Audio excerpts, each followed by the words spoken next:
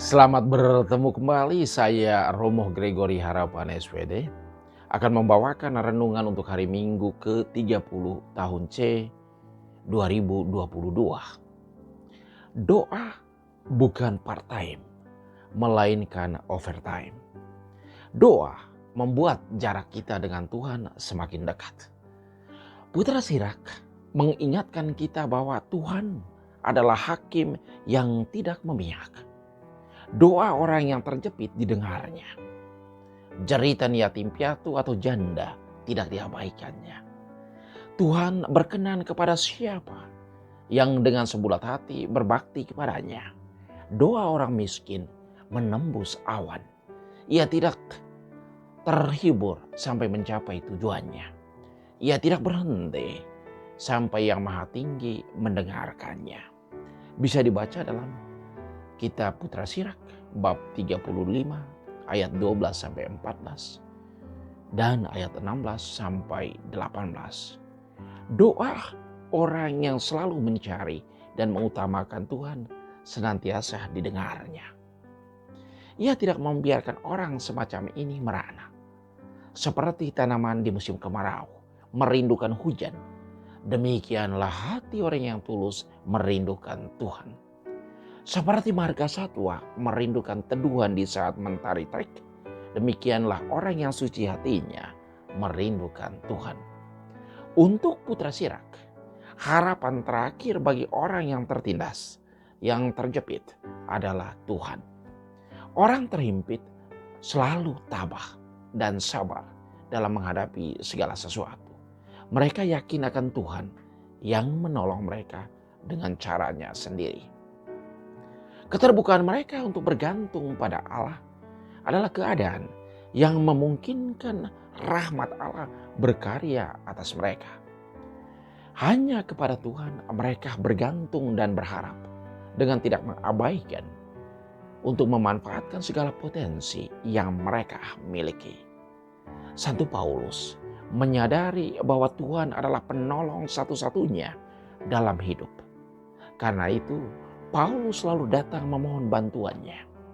Beda dengan orang zaman sekarang. Mereka sering meninggalkan Tuhan, lalu berpaling pada Allah lain hasil ciptaannya. Allah lain itu hadir dalam bentuk kuasa, harta, dan kenikmatan. Orang terikat pada ketiga hal ini. Itu terjadi karena kerakusan. Kerakusan selalu menjerumuskan orang ke dalam situasi yang menyengsarakan. Agar kita tidak rakus dalam hidup ini, kita butuh tujuan hidup yang jelas. Kemana saya akan pergi dan jalan mana yang saya akan lalui. Orang yang rakus, kadang ia tidak mempunyai tujuan hidup yang jelas. Suatu waktu kita akan berseru seperti Paulus.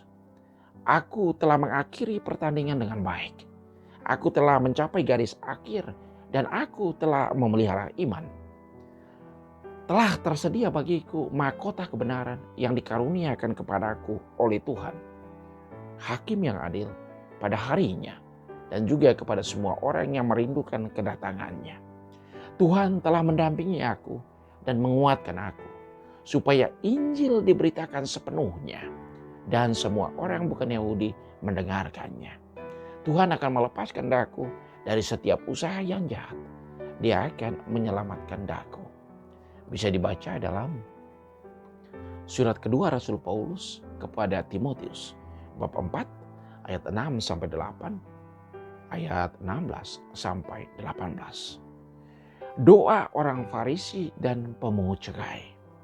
Orang Farisi adalah orang yang memahami tradisi Yahudi secara baik dan hidup sesuai dengan hukum Musa.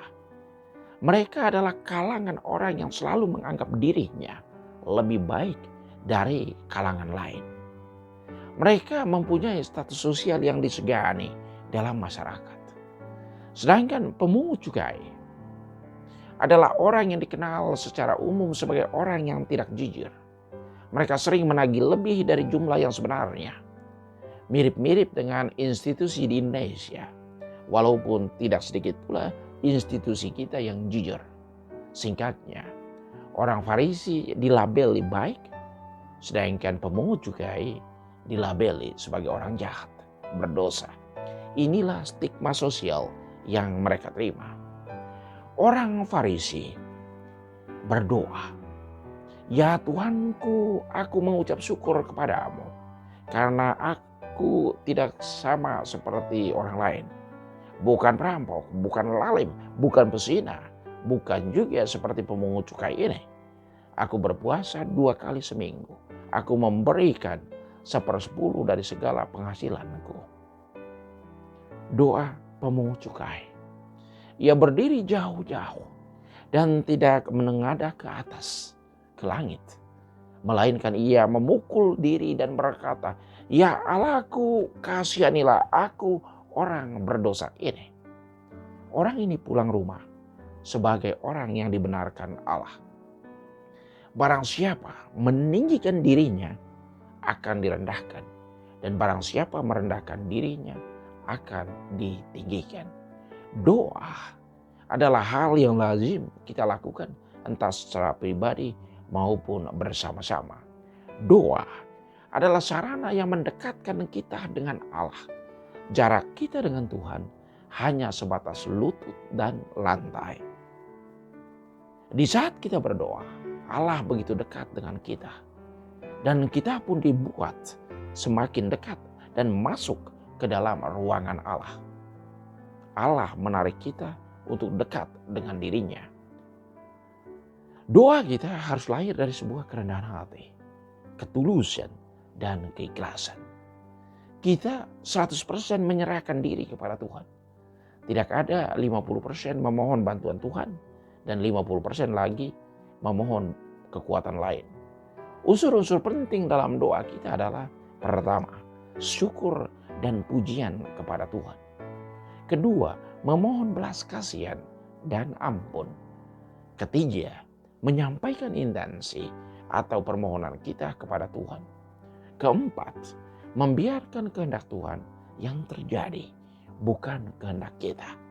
Nasihat Rasul Yakobus, kamu mengingini sesuatu, tetapi tidak memperolehnya.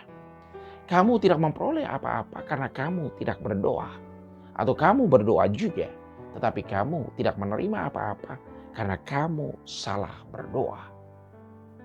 Doa hendaknya seperti nafas hidup kita. Ketika kita selalu berdoa, hubungan kita dengan Tuhan menjadi semakin dekat. Santo Paulus mengingatkan, janganlah hendaknya kamu khawatir tentang apapun juga, tetapi nyatakanlah dalam segala hal keinginanmu kepada Allah dalam doa dan permohonan dengan ucapan syukur. Bisa dibaca dalam surat Rasul Paulus kepada umat di Filipi bab 4 ayat 6. Bawalah segala sesuatu yang kita alami dalam doa. Kita menyerahkan seluruh yang kita alami ke dalam penyelenggaraan Tuhan. Dia selalu bermurah hati kepada siapa saja yang datang kepadanya dengan ketulusan dan kerendahan hati. Sesungguhnya tangan Tuhan tidak kurang panjang untuk menyelamatkan, dan pendengarannya tidak kurang tajam untuk mendengar. Tetapi yang merupakan pemisah antara kamu dan Allah ialah segala kejahatan, dan yang membuat dia menyembunyikan diri terhadap kamu sehingga ia tidak mendengar ialah segala dosa. Demikian diingatkan Nabi Yesaya. Bisa dibaca dalam kitab Yesaya bab 59 ayat 1-2. Berdoa itu tidak boleh part time, sometimes, apalagi no time at all. Mestinya kita berdoa on time, full time, dan overtime. Karena kita bisa meninggal at any time. Karena kalau Tuhan memanggil kita, kita tidak bisa katakan sabar dahulu, saya masih mengurus ini, saya masih memperbaiki ini atau itu, atau belum siap. Harus siap setiap waktu. Doa bukan part time, tetapi mestinya overtime. Tuhan memberkati.